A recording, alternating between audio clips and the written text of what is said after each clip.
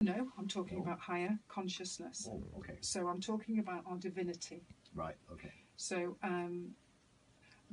Something that's still quite beyond, say, human yeah. understanding as well. So if we, so some of the work I do is looking at the masculine and the feminine energies, Mm-hmm. or the masculine and feminine that's within us.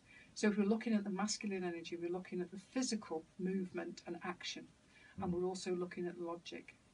Mm-hmm. Okay.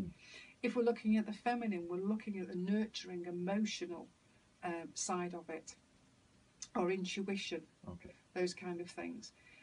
Now, quite often, if they're in conflict within ourselves, logic can dismiss the intuition. Yes. It can dismiss our creativity. Yes. It can dismiss our emotions. So, oh, I'm feeling all emotional. Logic comes in. You're not allowed to feel that. If you're taught not to feel happy, if you're not taught not to cry, little boys don't cry.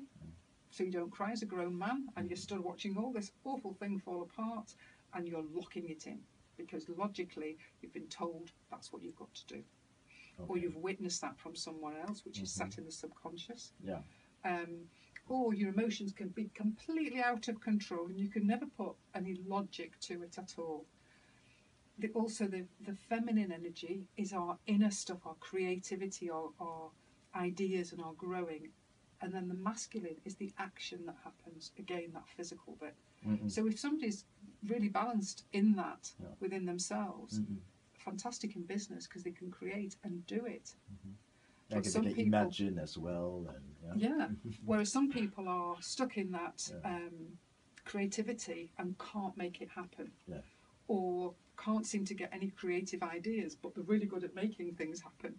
So in that case, you get two people working together to create it, or you get that masculine and feminine within you balance. So that's some of the work that I do on the workshops and the one-to-ones that I work. But they will need to communicate very well as well. They do, and quite often, depending on our experiences with our parents or other adults in our earlier years, is quite often when that masculine or feminine is missing. So it's suppressed in some way, or it's larger than life.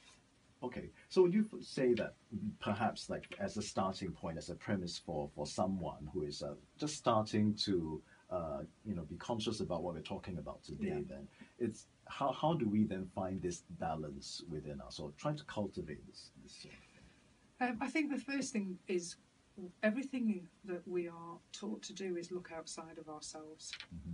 So there's an awful lot of, I think it's putting down all the materialism first of all. I'm not saying that you can't have it. What I'm saying is, stop. We talk about,